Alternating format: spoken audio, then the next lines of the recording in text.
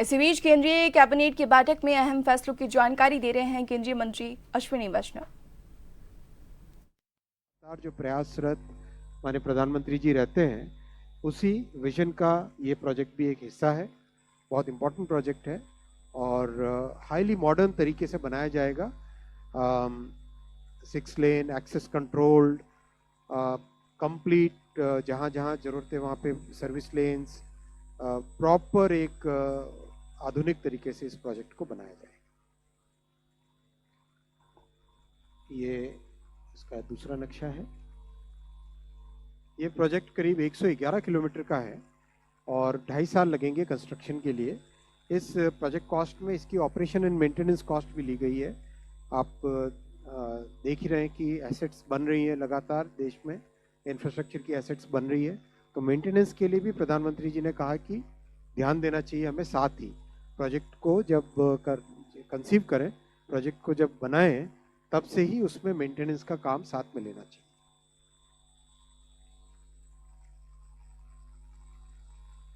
Overall साथियों, हमारे देश की नींव को मजबूत बनने के लिए, विकसित भारत की नींव रखने के लिए और हमारे मिडिल क्लासेस और युवाओं के लिए नई अपॉर्चुनिटीज क्रिएट करने के लिए, आपने देखा इस ऐतिहासिक तीसरी टर्म में प्रधानमंत्री जी ने करीब 10,74,000 करोड़ रुपए के इंफ्रास्ट्रक्चर प्रोजेक्ट्स अप्रूव करवाए हैं। और ये आप ध्यान दीजिए इसमें थोड़ा सा कि जब कोविड के बाद में सारी दुनिया ने एक कंजम्पशन बेस्ड सॉल्यूशन ढूंढा, वहां प्रधानमंत्री जी ने इन्वेस्टमेंट बेस्ड सॉल्यूशन देखा। इस इन्वेस्टमेंट बेस्ड सॉल्यूशन के कारण आज जहां विश्व में एक अनिश्चितता है, वहां भारत में एक हाई ग्रोथ और 18 साल के बाद में भारत की जो सॉवरेन रेटिंग है वो इम्प्रूव हुई है, आगे बढ़ी है, अपग्रेड हुई है। और आप देखिए भारत की अर्थव्यवस्था कितनी लाइव और कितनी एजाइल है, कितनी आगे बढ़ रही है।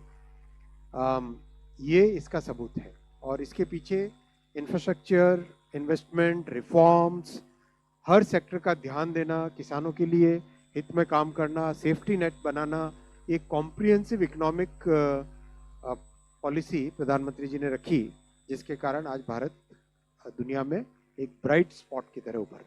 मैं यहीं पे रुकूंगा और आपके प्रश्न। नमस्कार, आप प्रश्न पूछ सकते हैं और प्रश्न पूछने के पहले अपना और नाम और अपने संस्थान का परिचय दें। 238 पहले, फिर 4 नंबर आप। सर मैं तरुण हूँ। हेलो सर, मैं तरुण हूँ, जी बिजनेस से।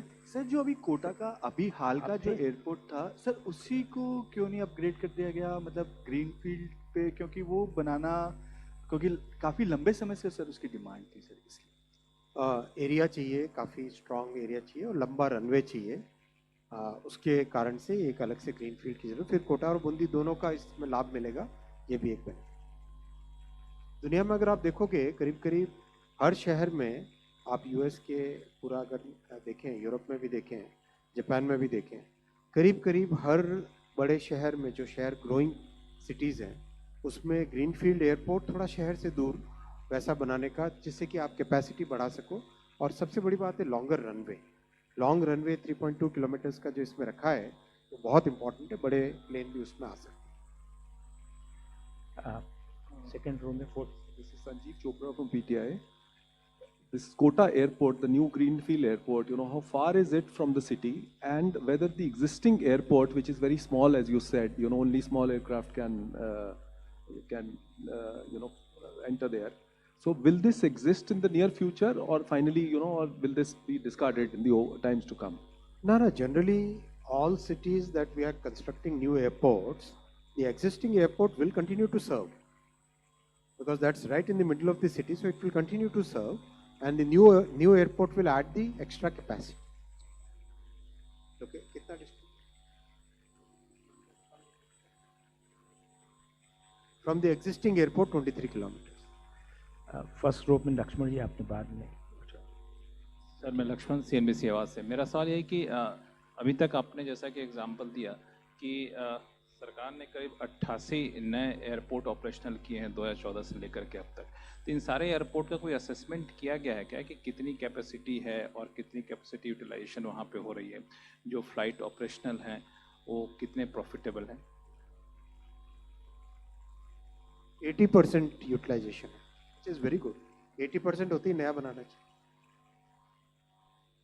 सेकेंड रो से और कोई तो नहीं है? फिर थर्ड रो कोई पूछने वाले हैं? Fourth row, fifth, 49, fifth. जो फैसले लिए सारे आपके सामने रखे। Six row, anybody in this plan? 46। नमस्कार सर, अनुपम हूँ AIR से। सर ये भुवनेश्वर और कटक वाला जो बाईपास है सर, कब तक कंप्लीट होने के आसार हैं सर? 2.5 साल का है project. Yes, thank you sir.